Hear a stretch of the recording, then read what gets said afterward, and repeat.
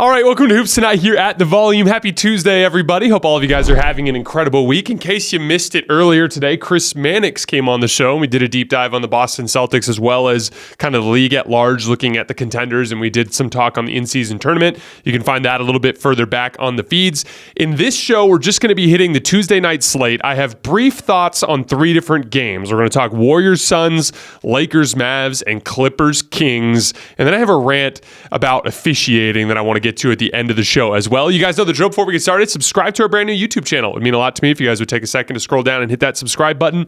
Don't forget about our podcast feeds, wherever you get your podcasts under Hoops Tonight. Follow me on Twitter at _JasonLT so you guys don't miss any show announcements or film threads. And then last but not least, keep dropping mailbag questions in the YouTube comments so we can hit them throughout the rest of the season. All right, let's talk some basketball. So we got to see Bradley Beal again. Looked a lot more spry in this particular game. Definitely took his time to get 100% healthy, which was important, I think. And one of the things that stood out immediately and we've seen this in the handful of appearances he's had this year too, but it's a real different type of perimeter initiator than what you get from Devin Booker and Kevin Durant. You know, Devin Booker is a good rim attacker for most guards, but he's not an excellent, straight line athlete. He just does it by weaponizing his pull-up shooting, his incredible touch around the basket. It's more of like a skill-based rim attack. And then Kevin Durant, same thing, super efficient around the rim, but he doesn't go there a lot, right?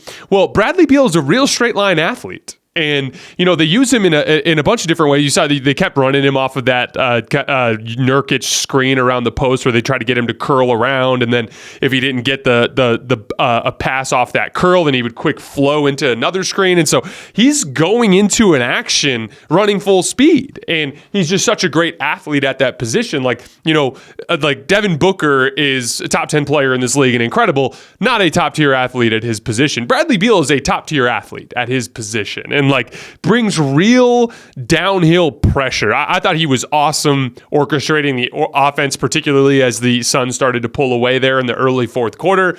Then Devin Booker comes in and closes the deal. Frank Vogel talked the other day about how he wanted Devin Booker to shoot more pull-up threes. He made 2 more pull-up threes in the mid-fourth quarter as the Suns kind of built a little bit of margin there. And, it's interesting because, to me, pull-up threes are a bad shot for mediocre shooters, but they're a great shot for great shooters. You look at guys like Jason Tatum, for instance, who just take a lot of pull-up jump shots, but in terms of points per shot basis, it's not actually a very efficient shot, and it feels like he's settling. And Jason Tatum is such a great athlete, and he has such great physical tools that you're leaving points on the table by settling for that type of shot. For Devin Booker, though, he's such an unbelievably gifted pull-up three-point shooter. You're going to get 1.2, 1.2.5 points per shot on that kind of look, right? And so I think it is important for him to hunt that type of shot. You see this with Steph Curry as well, where those really good shooters that are also excellent ball handlers, we think of an off the dribble shot as a tougher shot. And don't get me wrong, it is tough in the sense that it takes a lot of effort and energy and dedicated work to get to the point where you can knock it down at that rate. But when you're in rhythm, it actually is a very easy shot for a good shooter who's in rhythm. When the ball feels good in your hands because you've been dribbling it, when you have that footwork down so well to where when you get into that footwork, it feels like a shot you've practiced hundreds of times, you can rise up and you can knock it down. And Booker said something to that effect after he hit that game winner over the Knicks. When I get to my left, right, going to the right, and I can elevate, he's I feel like I've got a really good chance of making that shot. And I do think it's a good idea for him to keep hunting that. The one other thing I wanted to shout out on the Suns up front, Jusuf Nurkic in his passing ability is really starting to shine through here in the last couple of weeks. He had another 7 assists in this game, specifically making plays out of the short roll. You got to keep in mind, whether it's Beal flying off of a dribble handoff or some sort of off-ball screen, or Devin Booker coming off of a pick and roll, or KD coming off of a wide pin down, the vast majority of defenses are going to use the screen defender to show high in some way, shape, or form, whether it's a blitz, a show, a hedge and recover, whatever it might be. They're going to bring that screen defender up. And so it's vitally important for Nurkic to be able to make plays out of the pass that comes from those actions. and he's been doing a really good job of that. He also had a really nice pass on a backdoor lob. I can't remember who it was he threw it to, but in that late game sequence where the Warriors were throwing all that full court pressure to try to get back into the game, had a really nice read on a backdoor lob on the weak side. He got a little carried away when he threw that one rifle pass that led to the Jonathan Kuminga dunk, as things kind of got a little out of hand down the stretch. But things are coming together for Phoenix in a lot of ways. I also thought this was one of their better defensive efforts in the last couple of weeks. I would love to see all three of them together. Hopefully we could see that soon. Apparently KD did a pregame workout and he's still feeling a little bit of discomfort as he's trying to get to his spots with that ankle. So hopefully KD can get it together quickly, and not too much longer after that we'll get to see these three guys together. And then I guess Grayson Allen's dealing with some groin stuff as well. So got to see the Suns get healthy before we can really judge what they're capable of.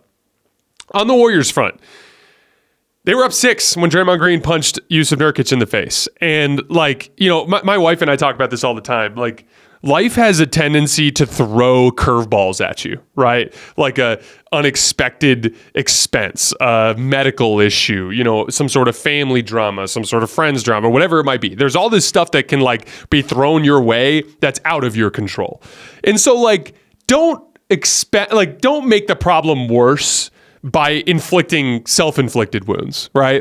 So my wife and I have this a talk that we have every once in a while. It's you don't text when you drive. You Uber instead of driving when you've had a few drinks. You do all these basic discipline things to prevent self-inflicted wounds, so that you just deal with the curveballs that life throws you instead of having to deal with that plus all of this self-inflicted damage, right? And that's the thing that's tough with this Draymond situation is it's you've had so much stuff that's out of your control that's gone poorly for you guys this year.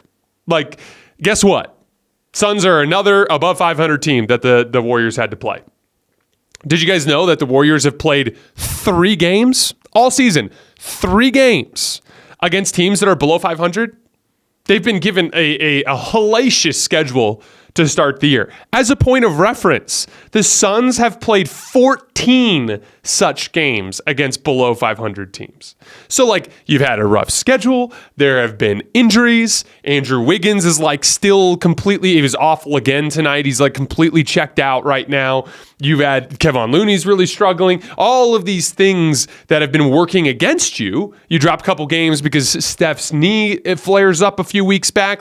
All of these things that are working against you that are out of your control. There's literally nothing you can do about it as a franchise. You just got to hope Andrew gets it together, right? You got to hope you stay healthy. You got to hope that, when the schedule lightens up, you can rack up some wins and regain some ground in the standings. And here's the thing, Draymond, it was like a post-up battle. It looked like Nurkic's right hand was on your hip a little bit, but that's typical post-contact that you're going to see down there. And he just spazzed out and punched him in the head.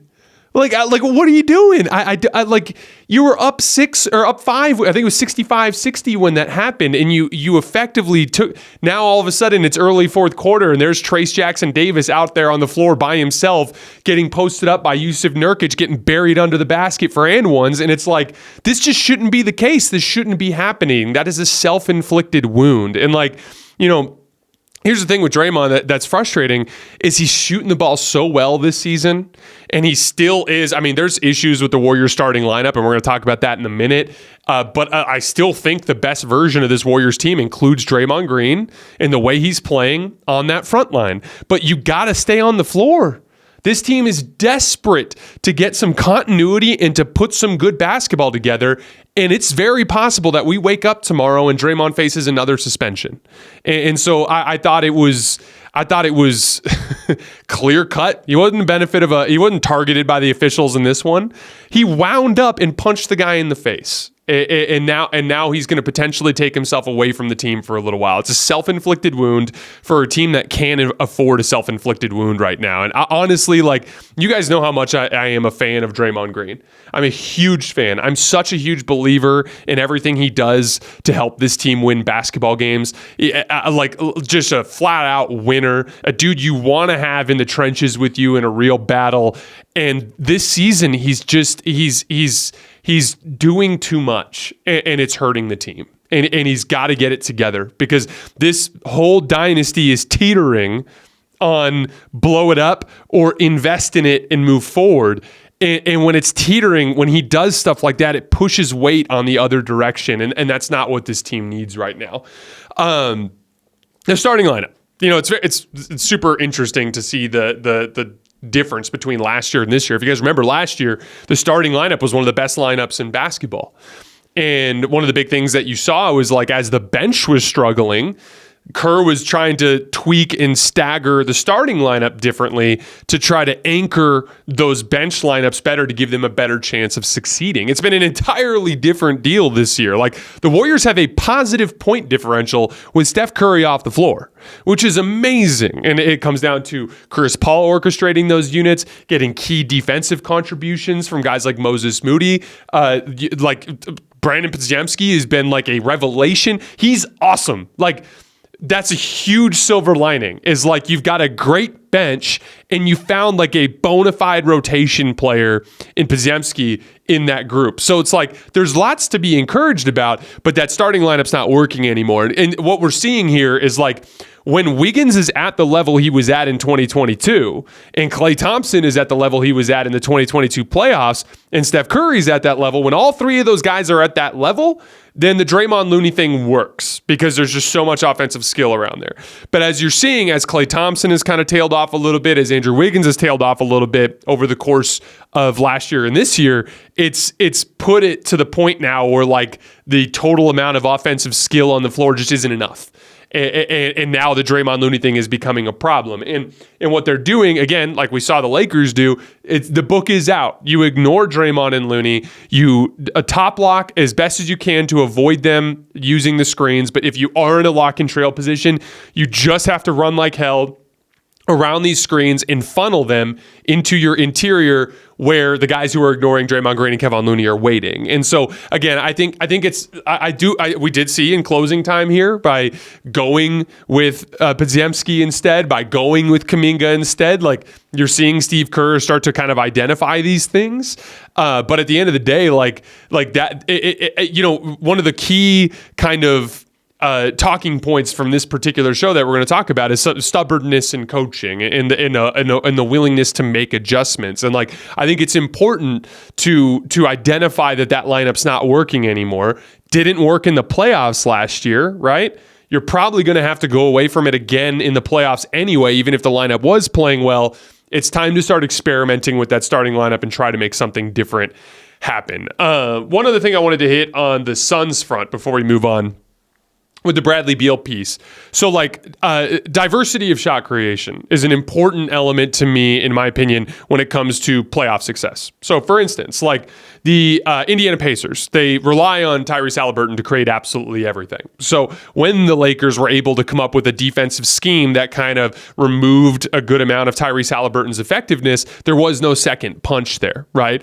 Sacramento Kings got their ass kicked by the Clippers tonight. They also got their ass kicked by the Pelicans 3 times. They also got their ass kicked by the Rockets a few times. One of the things that's standing out to me about the Kings is like if you can contain them on the perimeter, they don't really have a counterpunch. Like if you can prevent Malik Monk and De'Aaron Fox from slicing and dicing you off the dribble, you can really slow down their offense. And so having a guy that's like, oh, like this team is quick and lanky on the perimeter, well, what if we have a different way to attack? So for instance, a guy like LeBron being able to bully his way to the basket as a post-up player when the Austin Reeves pick and rolls are not working. That's a diversity of shot creation. That's kind of the way I feel about Bradley Beal. Devin Booker and Kevin Durant are kind of redundant in a lot of ways.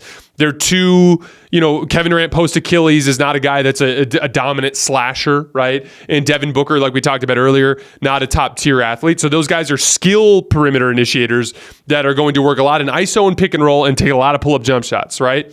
Brad Beal provides diversity in the sense that he's a real slasher. He's a top-tier athlete slasher that can make pull-up jump shots. And so I actually like the idea of him being out there essentially is just, because he'll have impact as an off-ball player, running off actions and occupying help defenders, but in on-ball situations, and when he does get the ball running off of an off-ball action, it's just going to provide a different type of offensive punch and another counter that the Suns can go to when certain things stop working.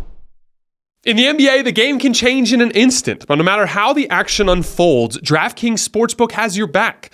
This week, new customers can score 150 instantly in bonus bets just for betting $5 on basketball. Win or lose, you get an instant dub. They even have great same-game parlays. Download the DraftKings Sportsbook app now and use code HOOPS. That's HOOPS. New customers can get 150 instantly in bonus bets for betting just $5 on basketball, only on DraftKings Sportsbook with code HOOPS. The crown is yours. All right, moving on to Lakers-Mavs. So I thought the Mavs did an excellent job in this game of making the Lakers pay for their game plan. So one of the things the Lakers did in the first half of this game is they were showing high, applying basically blitzing, like a soft blitz, on Luka Doncic to get the ball out of his hands. And the Lakers were bringing that low man over to tag the roller, wide open shooters on the weak side. That was where you were seeing guys like Dante Exum and Grant Williams get wide open threes. But then later in the game, the Lakers went bigger. They brought Rui Hachimura into the lineup and they started switching everything. And the Lakers actually had some success in that stretch where they were forcing Luka into really tough shots and long ISOs, meaning like he's ISOing from 26, 27 feet from the basket, and the Lakers were able to kind of help and rotate out of it, force him into tough shots, and it was working. Well, one of the things they did, and I'm not sure if it was Jason Kidd's adjustment or if it was Luka Doncic's adjustment, but what they started doing is having Luka run his ISOs, get the switch, and then basically give him the ball on the elbow.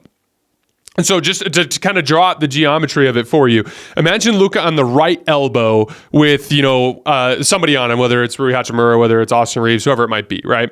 And then what they did is they took Derek Lively and they moved him a few steps outside the dunker spot. So not really right in that dunker spot, right outside the block, but a few steps outside. Why does that matter? Because if Derek Lively is standing right outside the block, like on the dunker spot area, then Anthony Davis can sit right under the basket and help without getting a defensive 3 seconds because he's technically guarding Derek Lively. As soon as Derek Lively took those extra few steps further out towards the corner, now Anthony Davis is in a bind because he has two options at that point. He can either step all the way outside that outside block and kind of step in and out to try to avoid a defensive 3 seconds call where Luka could easily just wait for him while he's taking that step out and then drive by. Or Anthony Davis would have to full zone up, meaning ignore Derek Lively and go to the opposite end of the block and basically wait for the drive there. Here's the problem with that. You now have a 2-on-1 on the weak side with a shooter in the corner and Derek Lively in the dunker spot. And if the guy guarding the shooter in the corner wants to get in front of Derek Lively and box him out to prevent the lob, it's a skip pass to a wide open shooter every single time. If that guy's not there and he's on the backside of Derek Lively, Luka just has to go boop right up to the front of the rim. And Derek Lively's going to go up and he's going to dunk it in, right? It was a really smart setup. And again, talking about capitalizing on Darvin Ham's game plan, one of the things the Lakers were doing is they did not want Luka Doncic to take pull-up jump shots. Now, Luka's shooting his pull-up jump shot extremely well this year, right? But they were pressing up on Luka, and Luka's so big, and he's one of the best. When I'm talking to my young kids, as you guys know, I coach high school ball here in town, and I primarily work with skills development because I work so much at night. So I do these morning workouts with the kids where we do skills development. And when I'm talking about ball handling, I always point to Luka as the best example to follow because he's not flashy with the basketball in terms of like the way he dribbles. Like he's not doing giant sweeping crossovers and wild dribble combinations. It's really basic stuff. It's push crosses. It's between the legs dribbles. It's using spin moves. It's all real basic, but what he does is he sells things really well with his eyes. So like if he's planning on crossing over to the left, he'll have his full body positioned this way and the ball kind of in a push cross position like this. And as his whole body is facing the other way, he'll then cross over. And he's not doing anything dramatic with the basketball, but when he opens up like that, the defender opens up. And so then when he crosses over, he gets a tiny bit of an angle. And now he's using his size to beat you through that tiny little bit of an angle. It's the same thing with this between the legs dribble. He's going to set you up like he's going left, and then he's going to basically scissor cross through back to the right. And he does it in such an efficient way without having to move the ball very far. And he just buys those tiny angles and he shoots through those gaps. And then essentially when his triple threat situations there at the elbow, it's just a rip through basically. But they were pressing so far up on him to stop him from taking those pull-up jump shots that he was able to just rip right through. From there, he's either getting to those little short floaters that he can make at a high rate or making those skip passes out to the outside. There wasn't a soul on that team that could guard him. I think for this particular matchup, the Lakers really missed Jared Vanderbilt. I did think that we'll talk about the Lakers in a little bit, but like without Jared Vanderbilt, there just wasn't a guy on the team other than maybe LeBron and Anthony Davis that could do a decent job guarding Luka. But even in the switches with AD, Ham had AD way up, taking away the jump shot, and Luka was just going right around AD. And when he go around AD, there's no help. There's no real athleticism on the weak side without Jared Vanderbilt out there. They were running D'Lo and Austin for a good chunk of this game too, and it's like there's just not enough athleticism on that weak side to rotate out of it, right? I thought Luka was unbelievable in this game. I know he took 28 shots, but again, like down Kyrie Irving, he needs to be more aggressive and take more bailout shots and things like that. I thought he was fantastic. A couple of other shout outs. They did a really good job, especially in the first half, of running off of Lakers turnovers and misses at the rim. Tim Hardaway got going in transition in this way, which I thought paid dividends down the line. And then Derek Lively had a clutch situation late in the game. He had a huge offensive rebound over Anthony Davis. That was a pivotal play in this game that led to a bucket. And then he had 3 blocks, bothered a lot of shots at the rim. And then he just does a basic thing that a lot of bigs struggle with, which is set good screens, roll hard to the rim. Like, roll hard every single time, because when the Lakers are bringing multiple defenders to the ball, you guys remember that ridiculous like Dwight Howard-esque lob that he had like way back here out from the top? Luka came off of the right wing into a ball screen. Lakers sent 2 to the ball. AD was out showing, and so the only way Luka could get the pass over was to take the ball way out wide and basically throw a hook pass, which again was just an absurdly difficult pass that Luka just put on the money because he's incredible. But the only way it was going to work is if Lively bailed out of the screen quickly and rolled hard to the rim and has the athleticism to get up that high, which he was able to do and to finish. I mean, as for a rookie, you could not be more happy with how Derek Lively's been playing this year. On the Lakers front, again, I understand the game plan. Where I disagree is the lack of the adjustment. So, for instance, like all the Laker fans are like, "Oh my gosh, Dante Exum was 28% from 3 this year. Why is he making all of these threes?" Now, you guys know how I feel about this kind of thing. Like, you can play the numbers with that kind of thing and ignore a shooter, but you need to identify when that shooter is now confident versus when he's not. So this can go both ways. So for instance, I talked about before the Pacers game, I was like, the Lakers are almost certainly going to ignore Miles Turner on his pick and pops until he makes a couple. He didn't make them. He went 1 for 5 or whatever. So it worked out okay. And there are versions of that where you ignore that guy and he misses a couple and then you can see he's in his head and then it's over, right? But there are also versions of that where it goes in. Like, I'm a much better shooter now than when I was in college. Like, I have a coach that I used to work with who would say you're either a shooter or a maker. And I've worked really hard in my lifetime to become a good shooter. When I was in college, I was a very streaky shooter. Like, I had a season where I shot 50% in conference play. And then I had like another season where I missed 22 threes in a row and like literally couldn't make a damn shot to save my life. I was super, super streaky. And like, what is it with a streaky shooter that makes them streaky? What it is like when they are confident, when they're feeling good, they get really good lift and they trust their mechanics and the shots go in, but then they can also spiral out of control. And when they start missing, they start tinkering with their mechanics and they don't trust their form, and then the bottom can fall out. But here's the thing. Back in college, if you just gave me a bunch of wide open looks, like eventually I could get hot. And then there were stretches where I'd get hot and make a bunch of threes. And then there'd be stretches where I'd miss them, right? I was one of those guys. I was one of those guys in college that like you'd probably, especially my last year in NAIA when I was playing so much off the ball, like you would concede the shot to me. You know what I mean? And like I understand that from a game plan perspective. But the point is like at a certain point you have to adjust to what's taking place. So for instance, Luka Doncic, he hit some tough pull-up jump shots in this game. Not a lot of them. And Dante Exum was feeling great, made 7 threes. Grant Williams was feeling great, made 5 threes. Tim Hardaway Jr. was feeling great, made 5 threes. So at what point do you look at the situation and go like, hey, Dante feels good right now. This is going in. why don't we maybe try making Luka into a pull-up jump shooter by giving more space on these switch ISOs and baiting him into taking step-back jump shots, and then maybe if Luka makes 2 or 3 more in a row, then you can react at that point. And so that's my thing. Like, I understand the game plan, but at a certain point, you've got to adjust to the fact that Dante is a pro who's now on fire. You know what I mean? And for whatever it's worth, he was 42% last year in Europe on catch and shoot jump shots. The year before that, playing in Spain, 54% on catch and shoot jump shots. And he's been shooting well for the Australian national team. And this year now, after tonight, he's up to 41% on catch and shoot jumpers. And so, again, I don't think it's that surprising. Now, I'm not super irritated on the Lakers front because I had a feeling this kind of thing was going to happen, meaning you win the in-season tournament championship and then you play on Tuesday, and you're on the road against a team that's decimated by injuries, they're literally playing all these guys that are not usually in their rotation, and they just laid an egg, for lack of a better term. I thought it was their worst defensive effort in a couple of weeks, especially in that first half.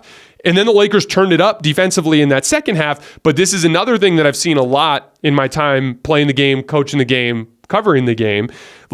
When you let guys get comfortable early, they'll be confident late. So, for instance, there were a couple of those threes that Dante Exum made that were contested. Tim Hardaway Jr. made some contested shots.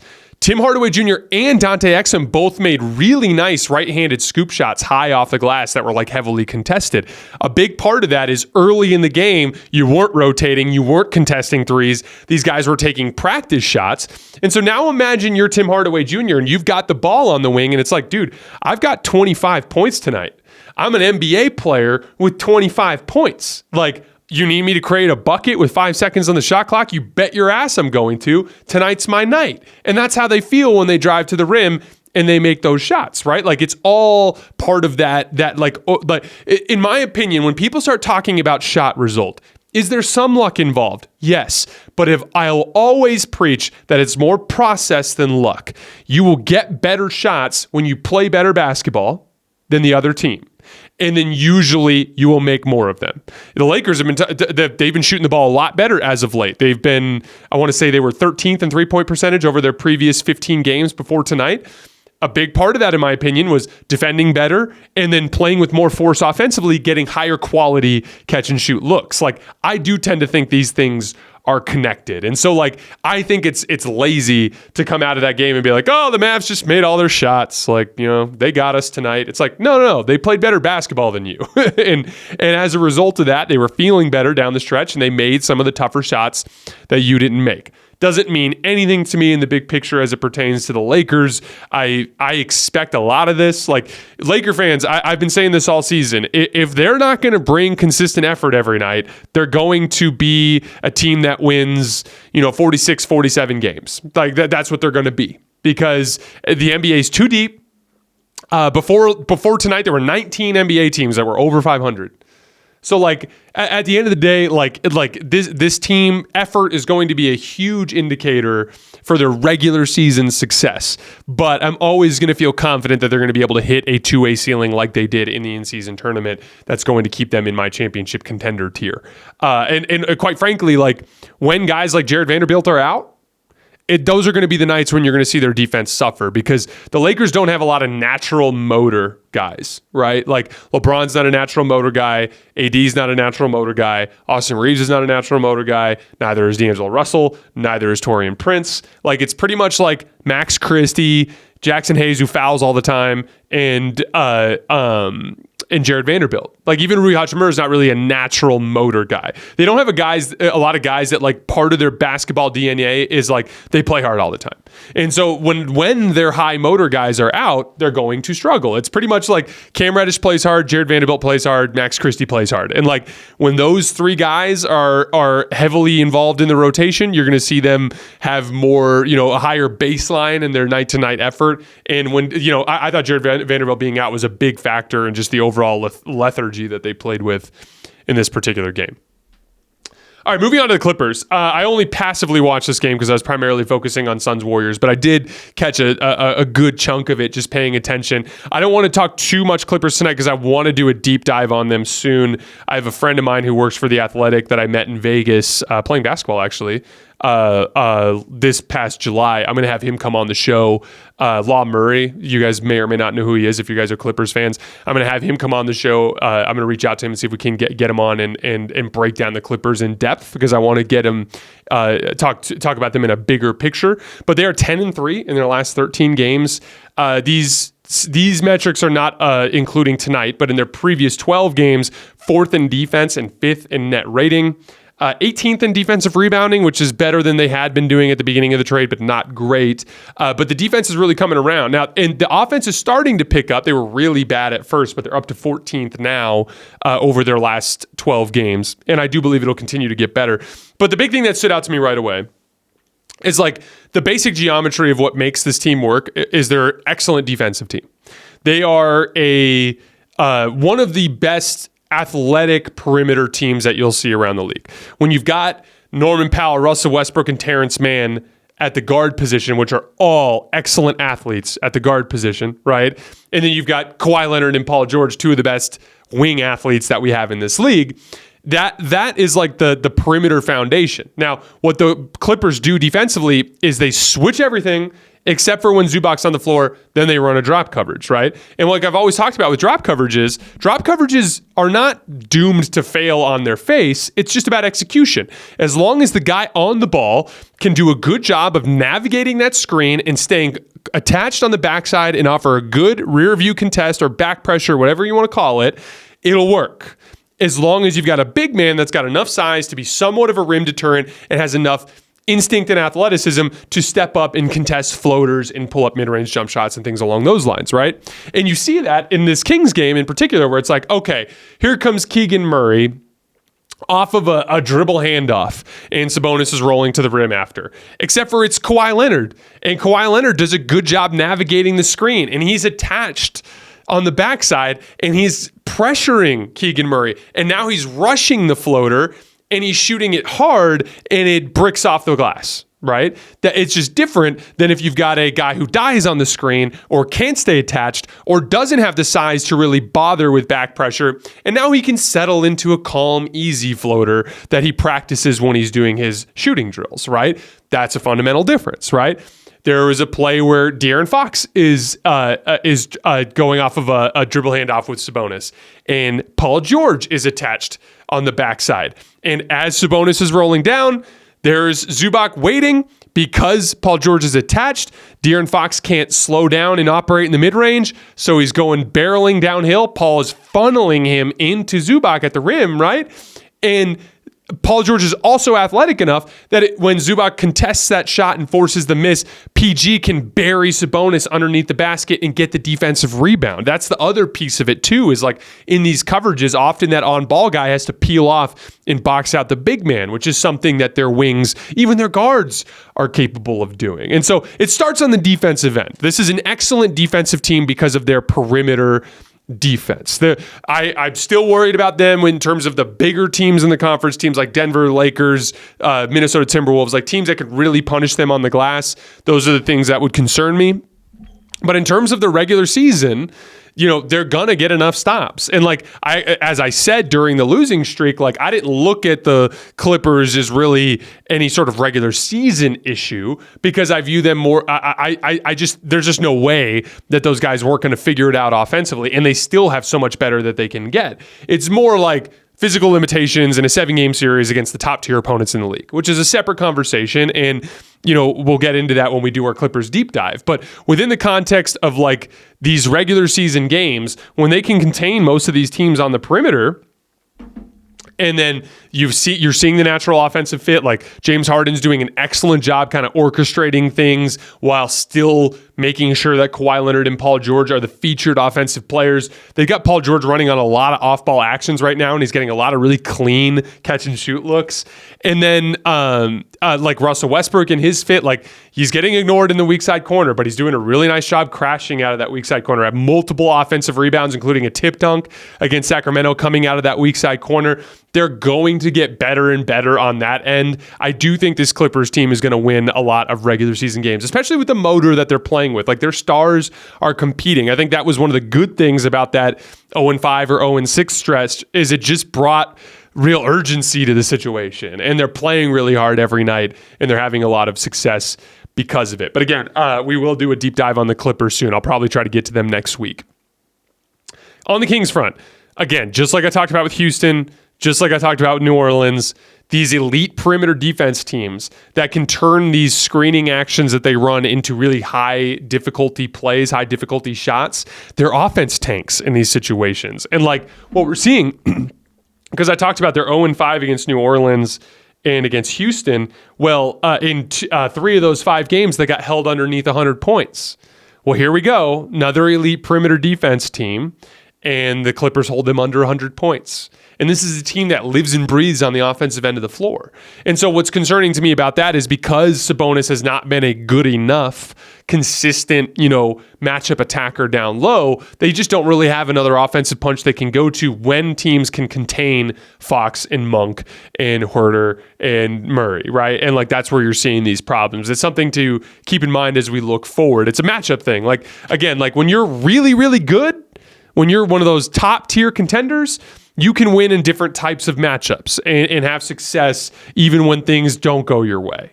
But in that tier below that, it's very matchup based. If the Kings face the Warriors, do I think they can beat them? Sure.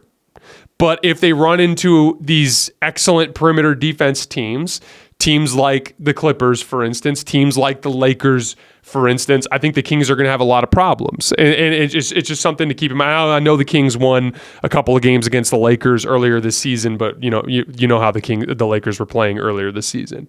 But it's just something to keep in mind from a matchup standpoint. When we get to the postseason, as we're trying to make predictions, who are the Kings playing? Are they playing a team that has good matchups for their perimeter initiators? Because if they do, their offense could stall out and it could be a death sentence for them. All right, before we get out of here, I want to bitch and moan about officials for a couple seconds. So we had Nikola Jokic get kicked out for arguing with an official, and all these people that paid all this money for in Chicago to go see Nikola Jokic had to watch other people play basketball, which is really frustrating. I saw in the Dallas Mavericks game, we had, I think it was Tim Hardaway Jr. on a fast break, a basic two-hand dunk where he did a basic dismount, and he got teed up for hanging on the rim. Between that championship game, which I didn't even complain about because I was trying to keep it focused on the Lakers, but that in-season tournament championship game was literally one of the worst officiated games I've ever seen. There was no flow to the game at all whatsoever. And I think there was like 28 foul calls just in the first half. So we're talking about over 1 foul call per minute. Think about that. 24 minutes and a half. We had 28 foul calls in the first half of that Pacers-Lakers game. There are 2 major issues with officiating right now that I think are a big problem league-wide. One, the ego of these dudes. They are so wrapped up in their stature as NBA officials and everything associated with that they are allowing that to bleed over into the television product. That's a problem. No one's there to see you. They're there to see Jokic. There has to be a better way for you to rectify whatever issue there is there. I don't know if you have to work with the league behind the scenes to levy a fine if there's a player that is disrespectful or what the deal is, but you getting all worked up and getting up in your feelings and kicking the best player in the world out of a game early on because he's complaining about a foul call. By the way, I watched the play. He got fouled. On the play. So he's irritated. A competitor got in your face and yelled at you because you missed a call and you kicked him out of the damn game. When everybody in that arena, 20,000 people, paid money to see him, not you, him. And so, like, that's a big problem. The rim technicals are completely out of control. And then in the basketball element of it, it really comes down to this for me. To me, referees play a very specific role in NBA games. They facilitate basketball games, meaning like they are a tool with which we get through basketball games smoothly. But at the end of the day, the NBA is an entertainment product. What that means is it's not their job to hyperanalyze the rules and by the book go through every single possession. It's your job to make sure this NBA game goes on and it feels like two teams competing against each other, not gamesmanship and not an officiating contest. See what I'm saying? Now, specifically, there are two things that I look at. One, really nitpicky stuff. So like little bits of contact when guys are moving around the floor that are super normal in a basketball game that like, yeah, by the book, that might be a hand check or that might be a blocking foul. But dude, like let the game go on. You're stopping an NBA game and you're ruining the flow. And then the second piece of it is they have absolutely no control over this non-basketball play thing. What they'll do, there's like a dozen different variations of this. The big one I've been complaining about is the like hard dribble to the right, guy kind of meets him at a spot, they lightly bump into each other, the guy just throws the ball up at the rim and gets a bucket. Here's what I would do. It's the easiest fix in the entire world. Never, ever, ever reward a non-basketball play with a foul, even if it's clearly a foul. So if the dude goes and throws up some bullshit foul grifty shot and gets clearly hacked across the arm, let it go. Don't reward bad basketball. Reward good basketball. At the end of the day, we're trying to facilitate the highest quality basketball games that we can for the health of the league. And it's frustrating because talent is at an all-time high. The entertainment product when the game is flowing is extremely high. This is one of the major problems. The refs have too much ego and they can't quit stopping the flow of these games because they have no control over the non-basketball play thing. And again, I promise you, if you look at, I'm not going to say any specific player, but if you look at a specific player and you're like, yeah, you're right, you did get fouled, but that's not a real basketball play and I'm not calling that anymore. If you did that around the league for like 2 weeks, they'd all stop. They'd all stop. None of them would do it anymore. They do it because it gets rewarded. End of story. And it's just like, it's just such a shit show right now. And it's like, you know, I have a friend, Ben Dowsett, who's done a lot of work to research behind the scenes, how they do the officials do their process and the case book and all the different things they do to try to tweak interpretations. And like, I have no doubt that the refs try. But sometimes there's an entity that's trying and it's not good enough. And right now the officials are trying, but it's not good enough. And it's ruining a game, the game. And I'm fucking sick of it, man. It's driving me crazy. And I hope they can get control of it. All right, guys, that's all I have for tonight. I appreciate your guys' support. We're taking tomorrow off. We'll be back for 2 more film sessions on Thursday and Friday, breaking down games from Wednesday and Thursday night. I will see you guys then.